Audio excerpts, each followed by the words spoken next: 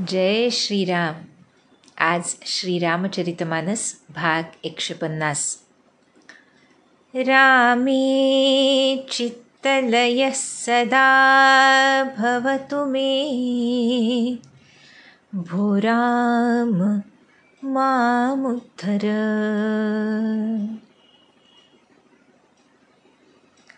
प्रभुचरणी चित्तलयासाठी ज्या एकविध भावाची, ज्या एकाग्र मनाची आवश्यकता असते, त्या मनामध्ये सुखदुःख ही एकाच पारड्यामध्ये तोलली जातात. किंबहुना जोपर्यंत सुखानं आम्ही सुखावतो आणि दुःखानं दुखावतो आणि मी सुखी झालो आहे किंवा मी दुःखी झालो आहे हा भाव आमच्या अंतःकरणामध्ये असतो, तोवर चित्ताची एकाग्रता संभवत नाही आणि तदनुसार चित्तलयही संभवत नाही. पण संत कृपेनं, सद्गुरू कृपेनं ज्याला या जगाचं नश्वरत्व, या जगाचं फोलपण, आणि ते फोलपण कशामध्ये आहे तर सततच्या बदलत राहण्यामुळे आहे.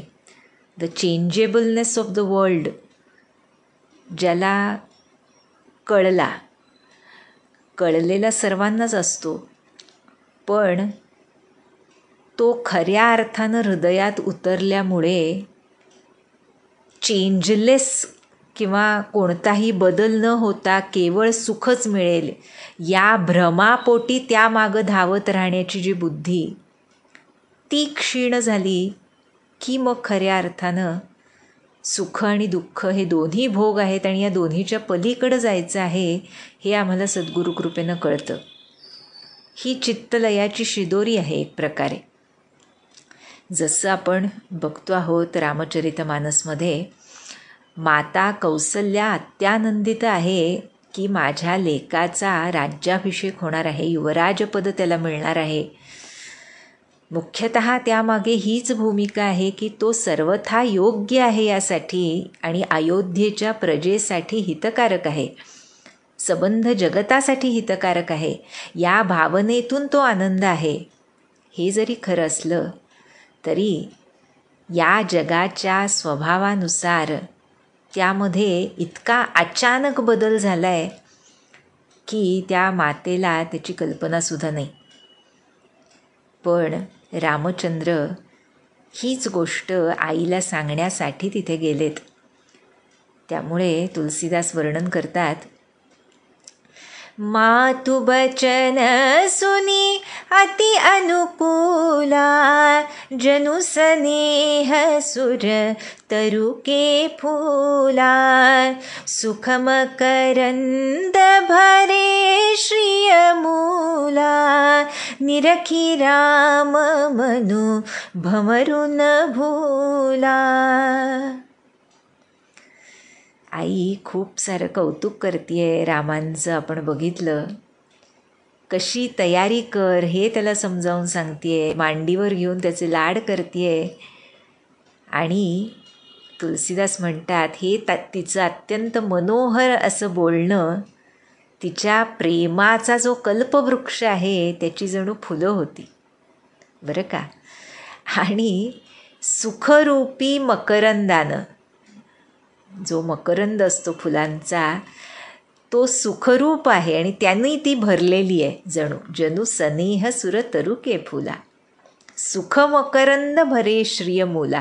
श्रियमूल आहे ते, म्हणजे श्रिया म्हणजे लक्ष्मी, तर त्या लक्ष्मीचं मूळ जे आहे ते मकरंद आहे, असा तिचा आनंद आहे. पण ही सुंदर वचनरूपी फुलं बघून सुद्धा तुलसीदास म्हणतात, राम मनु भंवरू न भूला. रामचंद्रांचा मनरूपी भ्रमर या फुलांना जो राजलक्ष्मीनं युक्त आहे त्यांनाही भुलला नाही. कारण पुढे तुलसीदास म्हणतात, धर्मधुरी न धर्म गति जानी, कहे उमा तू सन अति मृदु बानी। पिता दीन मोहि कानन राजू, जह सब भांति मोर बड़ काजू। आयसु देहि मुदित मन माता, जेहि मुद मंगल कानन जाता। जनि स्नेह बस डर पसी भोरे, आनंदु अम्ब अनुग्रह तोरे। बरष 4 बिपिन बसी, करि पितु बचन प्रमाण। आई पाय पुनि देखियहु, मनुजनि करसी मलाना। धर्मधुरंधर, जे धर्म काय हे जाणतात असे प्रभू श्रीराम आईला अत्यंत कोमल वाचेनं म्हणतायत, आई, बाबांनी मला वनाचं राज्य दिलंय. काय शब्द आहेत पहा. पिता दीन मोहि कानन राजू. आणि तिथं माझं सर्व प्रकारे मोठं कार्य संपन्न होणार आहे. बरं का, सूचक बोलणं आहे, पण अर्थातच आईला ते समजणं शक्य नाही. पण तरी म्हणतायत की आई, राज्य दिलं आहे मला वडिलांनी, पण वनाचं राज्य दिलं आहे. बरं का, त्यामुळे आई प्रसन्न चित्तानं मला जायची आज्ञा दे. तुझ्या आशीर्वादानं आणि आज्ञेनंच हा माझा वनातला प्रवास आनंददायक मंगलदायक होईल. मुदमंगल. तुझं माझ्यावर प्रेम आहे मला माहिती आहे, पण त्यामुळे तू घाबरून जाऊ नकोस.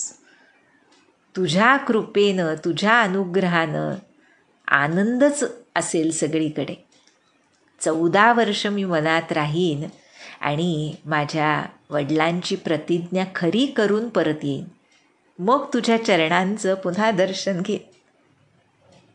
तू मनानं दैन्यवाणी होऊ नकोस, मलिन मन करून घेऊ नकोस, असं रामचंद्र आईला समजावत आहेत. पण जिच्या मनावर हा घाव अचानक बसलाय, त्या मातेची अवस्था काय व्हावी. बचन बिनीत मधुर रघुबर के, सरसम लगे मातु उर कर के। सहमी सुखी सुनी शीतली बानी, जिमि जवास परे पावस पानी। जरी श्रीरामांचं वचन बोलणं अत्यंत नम्र आणि गोड असं होतं, तरी ते बोलणं कौसल्या मातेच्या हृदयाला जणू बाणाप्रमाणे रुततंय. कळतच नाही आहे. इतक्या शीतल मधुरवाणीनं प्रभू बोलतायत, पण ते ऐकून माता कौसल्या इतकी घाबरली आणि गर्भगळित झाली, जसं पावसाचं पाणी पडताच जवास वाळून जातं किंवा एक प्रकारचं पीक ते वाळून जावं, नुकतंच उगवलेलं पीक पूर्णपणे नाश पावावं जोराच्या पावसानं, तशी तिची अवस्था झाली. कसं शक्य आहे तिच्या हृदयाची अवस्था वर्णन करणं, म्हणतायत तुलसीदास. कही न जाई कछु हृदय विषादु, मनहु मृगी सुनी के हरि नादु। नयन सजल तन थर थर कापी, माजहि खाई मीन जनु मापी। धरि धीरजु सुत बदनु निहारी, गदगद बचन कहती महतारी। तात पितहि तुम प्राण प्यारे, देखी मुदित नित चरित तुम्हारे। राजू देन कहो शुभ दिन साधा, कहियो जान बन केहि अपराधा। तात सुनावहु मोहिनी दानु, को दिन कर कुल भयउ कृसानु। निरखी राम रुख सचिव सुत, कारनु कहिउ बुझाई। सुनि प्रसंगु रही मूक जिमी, दसा बरनी नहीं जाई। म्हणतायत सिंहाची गर्जना ऐकून हरिणी बावरून जावी तशी तिची अवस्था झाली. पाणी वाहू लागलं डोळ्यातून, शरीर थरथरू लागलं. तुलसीदास उपमा देतायत, एखादी लहानशी मासोळी पहिल्या पावसाचा मारा सहन केल्यामुळे जणू बेशुद्ध व्हावी तशी तिची अवस्था झाली. तरीही धीर धरून आणि सुत बदनु निहारी, आपल्या लाडक्या पुत्राच्या मुखाकडे बघत सद्गदित अंतःकरणानं म्हणाली, बाळा, तू तर तुझ्या पित्यांना प्राणाहून प्रिय आहेस. तुझं वागणंच असं आहे की ते नित्य प्रसन्न असतात तुझ्यावर. तुला राज्य द्यावं ही त्यांची इच्छा होती, त्यासाठी त्यांनीच हा शुभ दिवस निवडलाय. मग आता कोणत्या अपराधासाठी तुला वनात जायला सांगितलंय? मला कारण तरी सांग. या सूर्यवंशरूपी वनाला जाळण्यासाठी कोण ती आग ठरलंय ते मला सांग. तेव्हा प्रभू श्रीरामांना बोलणं शक्य झालं नाही, तरी त्यांच्या मनात काय आहे हे ओळखून सोबत असलेला एक मंत्र्यांचा पुत्र त्यानं सर्व कारण समजावून सांगितलं मातेला. ते ऐकून जणू स्तब्ध झाली माता कौसल्या. बोलूच शकत नव्हती. काहीच सुधरत नव्हतं, काहीच कळत नव्हतं. तुलसीदास वर्णन करतात, राखी न सकई का न कही सक जाहू, दुहु भांति उर दारुन दाहू।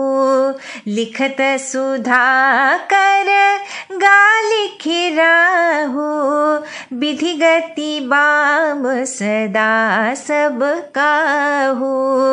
धर्म स्नेह उभय मति घेरी, भई गति साप छुछुंदरी केरी। राखऊँ सुतहि करऊँ अनुरोधु, धर्मु जाई अरु बंधु विरोधु। कहूँ जान बन तऊ बड़ी हानि, संकट सोच बिबस भई रानी। बहुरी समुझी तिया धर्मु सयानी, राम भरतु दो सुत समजानी। रामांची आई आहे ती, कुणी सामान्य स्त्री नव्हे. त्यामुळे तुलसीदास वर्णन करतायत की ती रामांना ठेवूनही घेऊ शकत नव्हती आणि वनात जायला सांगूही शकत नव्हती. दोन्ही रीतीनं तिला मोठा मनस्ताप, जसं धर्मसंकट आपण म्हणतो तसं तिच्यासमोर उभं ठाकलं होतं. म्हणतीये मनामध्ये की विधात्याची चालच वाकडी आहे सर्वांसाठी. लिहित होते चंद्रमा, पण लिहिलं गेलं राहू त्यांच्याकडून, बरं का. अशा रीतीनं तुलसीदास म्हणतात, एकीकडे धर्म आणि दुसरीकडे प्रेम, या दोन्हीच्या द्वंद्वामध्ये ही राम महतारी अडकली आहे.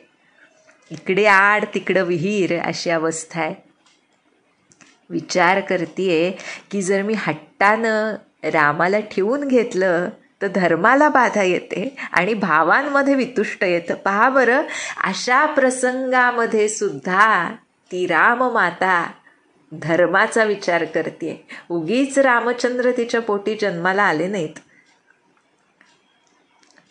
प्रत्येकाच्या प्रतिक्रिया आपण बघतोय, त्यामध्ये ह्या कौसल्या मातेची प्रतिक्रिया ही खरोखर तिला साजेशी आहे. अत्यंत हृदयामध्ये दाह होतोय, पण तरीसुद्धा पहिला विचार धर्माचा आहे तिच्या मनामध्ये. पुढे तुलसीदास म्हणतात, जर वनात जायला सांगितलं तरी खूप मोठी हानी घडतीये. अशा या धर्मसंकटानं ती खूप काळजीत पडली. पण मग बरं का, किती सुंदर वर्णन केलंय. बहुरी समुझितीय धर्मुसयानी, धर्मुसयानी, धर्मामध्ये युक्त बुद्धी असलेली अशी, आणि जी पतिव्रता धर्म जाणते, श्रेष्ठ असा जाणते, आणि राम भरतु दौ सुत समजानी. प्रभू श्रीराम आणि भरत या दोन्ही पुत्रांना समान मानून काय म्हणतेय,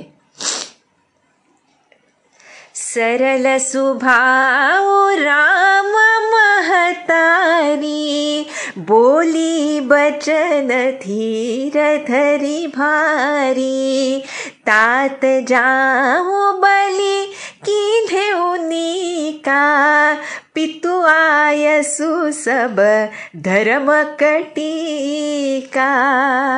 काय खरोखर, आहा. सरळ स्वभाव राम महतारी, अत्यंत सरळ स्वभावाची अशी ही रामांची आई धीर धरून म्हणतीये, बाळा, तुझ्या धर्मनिष्ठेवरून माझ्या शरीराची कुरवंडी उतरावी.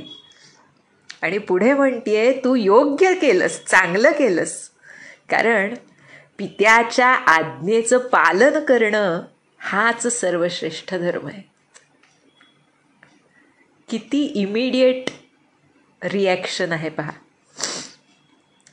त्यामध्ये दुःख असून सुद्धा धर्मसंगत काय आहे हा विवेक करण्याची बुद्धी तिच्यामध्ये आहे. अशा कठीण प्रसंगामध्ये सुद्धा यालाच खरा विवेक म्हणतात आमचे महाराज.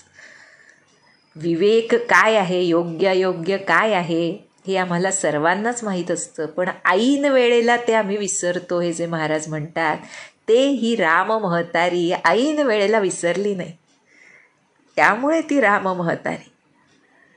आणि पुढे म्हणतीये,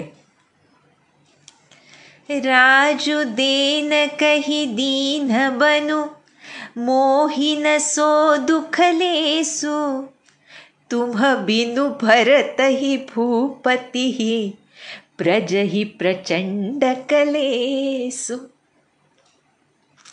काय खरंच निस्वार्थ बुद्धीचा कळस आहे माता कौसल्या. म्हणतीये, तुला राज्य देतो म्हणाले आणि वन दिलं, याचं मला लेश मात्र दुःख नाही बरं. पण दुःख एवढंच आहे की तुझ्याशिवाय भरताला, महाराजांना आणि प्रजेला मात्र फार दुःख होईल. त्या क्षणी सुद्धा ती माता भरताचा, दशरथ महाराजांचा आणि प्रजेचा विचार करते. जिचं आयुष्यच रामांनी भरलेलं आहे अशी माता त्या क्षणी सुद्धा स्वतःच्या दुःखाबद्दल बोलत नाहीये, किंबहुना म्हणतीये, मला दुःख नाही तुला वन दिल्याबद्दल. काय महान चरित्र आहे पहा माता कौसल्येचं. आणि आपण पूर्वी जे म्हटलं ना की सॉर्टेड किंवा सुलझे हुए, असं ते रामांचं चरित्र आहे, त्यांचे गुणविशेष आहेत. तेच ही राम महतारी आम्हाला दाखवते इथे. पुढे म्हणतीये, जौ केवल पितु आय सुताता, तौ जनी जाहु जानी बड़ी माता। जौ पितु मातु कहे बन जाना, तौ कानन सत अवध समाना। पितु बन देव मातु बन देवी, खगमृग चरण सरोरुह सेवी। अंतहु उचित नृप ही बन बासु, बय बिलो की होई हरासु। बड़ भागी बनो अवध अभागी, जो रघुबंश तिलक तुम त्यागी। जौ सुत कहूँ संग मोहि लेहु, तुम्हारे हृदय होई संदेहु। खरोखर अनाकलनीय अतर्क्य अशी वाणी आहे कौसल्या मातेची. म्हणजे एखादी अत्यंत प्रेम करणारी आई धर्मसंगत त्यावेळेला विचार कसा करू शकते आणि ते शब्दांमध्ये कसं मांडू शकते, हे त्या समर प्रसंगातून शिकण्यासारखं आहे आयुष्यामधल्या. म्हणतीये की खरोखर हे जे वचन आहे माता कौसल्याचं, ते आमच्यासारख्या माईक बुद्धीला कळूच शकत नाही असं वचन आहे. म्हणते जर फक्त पित्याची आज्ञा असती तर माता पित्यापेक्षा मोठी आहे असं मानून वनात जाऊ नकोस बरं का. आपल्याकडे अगोदर मातृदेवो भव आणि मग पितृदेवो भव म्हणतात ना, त्यामुळे फक्त पित्याची आज्ञा असेल आणि मातेनं सांगितलं नसेल तर वनात जाऊ नकोस. पण माता पिता या दोघांनी तुला वनात जायला सांगितलं असेल तर मात्र वन हे शेकडो अयोध्येच्या राज्यांच्या बरोबरीचं आहे तुझ्यासाठी. काय विचार आहे पहा कौसल्या मातेचा. कुणा सामान्य स्त्रीच्या मनामध्ये असा विचार येऊ शकेल. पुढे म्हणते, अरे वनातले देव हेच तुझे पिता असतील आणि वनदेवीच माता असतील. तिथले पशुपक्षी तुझ्या चरणकमलांचे सेवक होतील. मला माहिती आहे म्हणते काय, तर राजानं वृद्धावस्थेत वनवास करावा हे योग्यच आहे, पण तुझी ही सुकुमार कोवळी अवस्था बघून मात्र मला दुःख वाटतंय. हे रघुवंश तिलका, वनच खरं मोठं भाग्यशाली आहे आणि जिनं तुझा त्याग केला ती अयोध्या नगरीच अभागी आहे. पुढे म्हणते, पुढचं वाक्य मातेचं जे आहे ते इतकं दूरदृष्टीचं वाक्य आहे, इतका मुलाच्या मनाचा विचार करून बोललेलं वाक्य आहे, इतकं धर्मसंगत वाक्य आहे.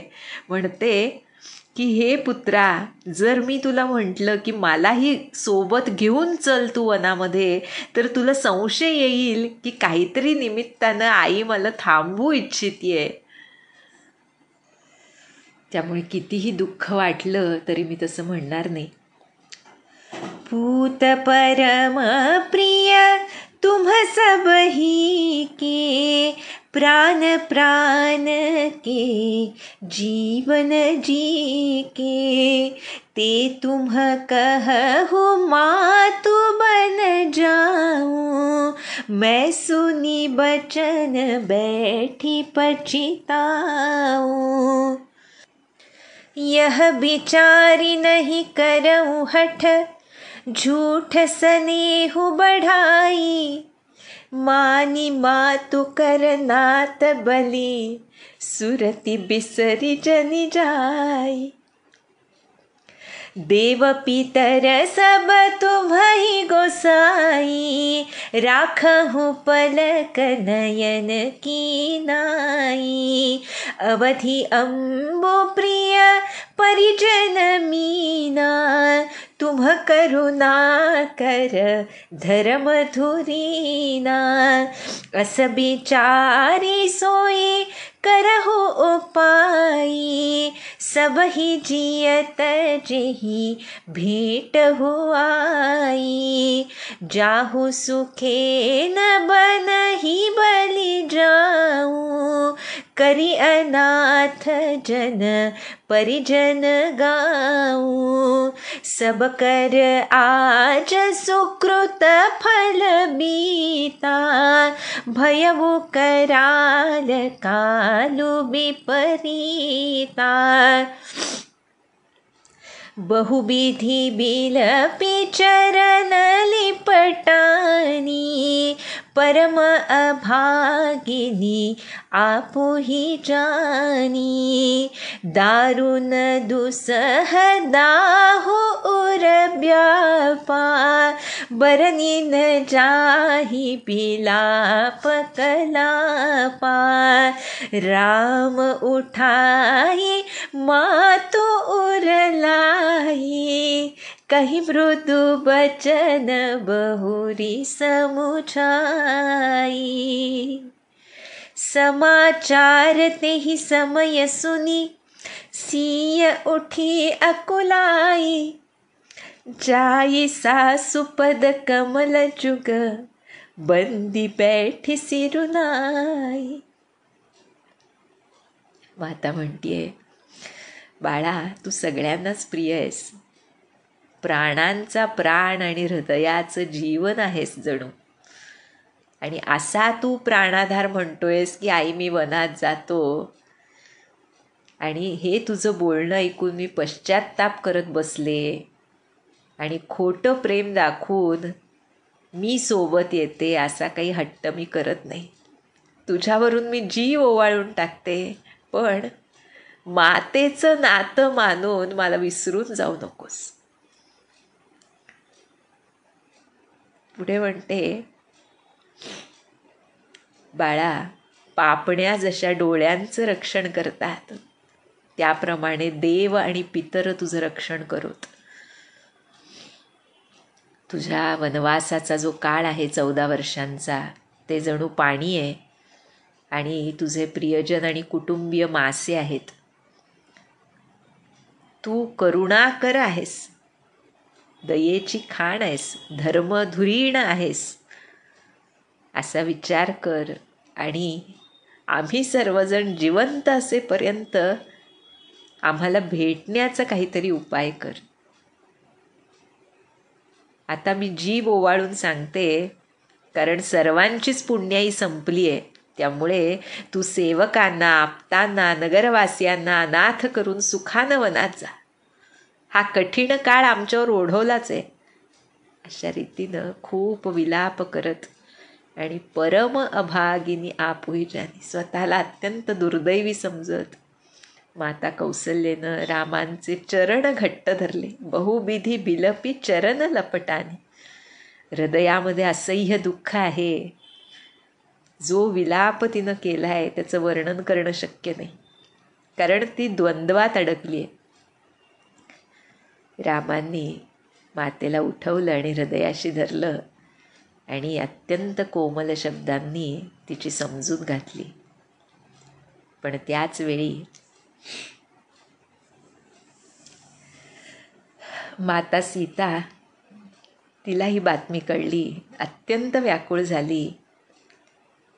आपल्या सासूजवळ येऊन तिच्या चरणकमलांवर मस्तक नमून मान खाली घालून तिथंच बसली. आता माता कौसल्या आपल्या लाडक्या सुनेबद्दल काय सांगतेय प्रभू श्रीरामांना, त्यावर माता सीतेची प्रतिक्रिया काय आहे, प्रभू श्रीराम तिला काय समजावतायत, आणि त्यावर माता सीता आपला पत्नी धर्म कसा सांगतेय, हे अत्यंत सुंदर वर्णन पुढच्या भागामध्ये तुलसीदास करतील. तोवर ह्या मातेनं ज्या धर्मबुद्धीनं हा प्रसंग हाताळला तो आम्हा सर्वांसाठी अत्यंत आचरणीय आहे. आयुष्यामध्ये जे काही कठीण प्रसंग प्रत्येकाच्या वाट्याला येतात, त्यावेळी मला सुख कशात होईल यापेक्षा सुद्धा धर्मसंगत काय आहे हा विचार करून जर कोणताही निर्णय आम्ही घेऊ शकलो, अर्थात भगवद अधिष्ठानानंच हे शक्य आहे, अखंड नामस्मरणाच्या चिंतनानंच हे शक्य आहे, गुरुकृपेनंच हे शक्य आहे. त्यामुळे त्या सद्गुरुनाथांच्या चरणी अशी कौसल्या मातेसारखी, राम महतारीसारखी विवेकबुद्धी आम्हाला द्यावी, हीच त्यांच्या चरणी प्रार्थना करूया. जानकी जीवनस्मरण. जय जय राम.